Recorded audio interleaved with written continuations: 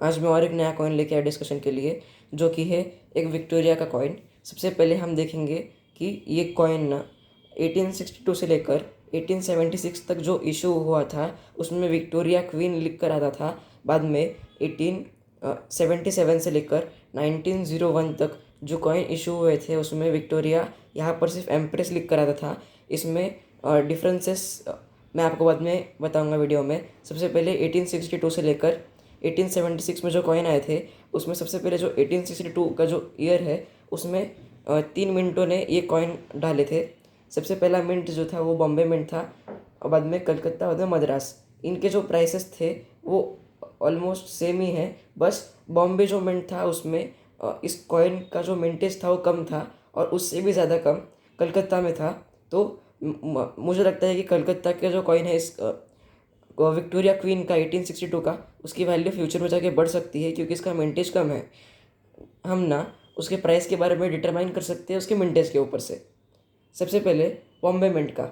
Bombay mint पहचानने के लिए हमें इसमें ये देखना पड़ेगा कि इसका जो डायामीटर है वो 17.90 से 18 मिलीमीटर का होना चाहिए। अगर इसका डायामीटर उतना रहा तो ये बॉम्बे मिंट का है।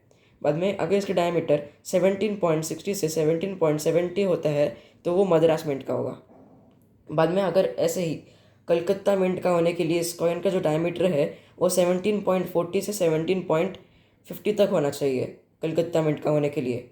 पर कलकत्ता मिंट जो है इसकी यूएनसी में प्राइस अराउंड अभी 2000 चालू है, और बाकी दोनों भी मिंटों की यूएनसी प्राइस 1000 रुपीज़ तक है। बाद में हमारे पास अभी और दूसरा कॉइन देखते हैं 1874 का। 1874 का जो कॉइन है इसे बहुत रेयर कंसिडर किया जाता है क्योंकि इसका जो मिंटेज है वो काफ़ी कम है, और इसका जो कॉइन है उसके जो कॉइन्स थे ना वो अच्छे कंडीशन में मिलना बहुत मुश्किल है, उसके वजह से इसका मिंटेज ये कॉइन बहुत रेयर कंसिडर करते हैं हम। बाद में 1875 में 2 मिंटों ने कॉइन डाले थे, एक बॉम्बे मिंट था और कलकत्ता मिंट था। मैंने आपको बताया है पहले ही इस कॉइन का मिंट कैसे पहचानना है, तो अभी हम देखेंगे कि इस कॉइन की वैल्यू क्या है। अभी मैंने जो बताया 1874 का कॉइन एक रेयर कैटेगरी में आता है। इसकी वैल्यू यूएनसी कंडीशन में 40,000 रुपये से ज़्यादा है फ़िलहाल। बाद में 1875 में जो कलकत्ता मिंट है इसका मिंटेज थोड़ा कम था, उसकी वजह से इसकी प्राइस 3,500 है, और बॉम्बे मिंट की 3,000 है यूएनसी कंडीशन में। बाद में 1876 में जो कॉइन डाले गए थे वो सिर्फ कलकत्ता मिंट ने डाले थे, तो उसकी जो प्राइस है वो 1,000 रुपये तक है क्योंकि इसका जो मिंटेज था वो 2 बिलियन से भी ज़्यादा था। बाद में अभी हम देखेंगे विक्टोरिया एम्प्रेस की कॉइन। अभी विक्टोरिया एम्प्रेस जो थी उसके अंदर ना मिंट हमें कैसे पहचानना है वो एक बहुत लोगों का सवाल आता है मुझे। तो उसके लिए हम क्या करते हैं कि ये जो स्लाइड है इसमें हम यहाँ पे क्वीन है, बस इसकी जगह पे एम्प्रेस होगा, और हमें पहचानने के लिए क्या देखना पड़ेगा कि एम्प्रेस में जो एस होता है यहाँ पे एम्प्रेस लिख के रहेगा, जो यहाँ पे एस होता है एम्प्रेस में उसमें, और क्वीन के अंदर जो डिस्टेंस है वो कितना है उससे हम डिटरमाइन कर सकते हैं कि वो बॉम्बे का है या कलकत्ता का है।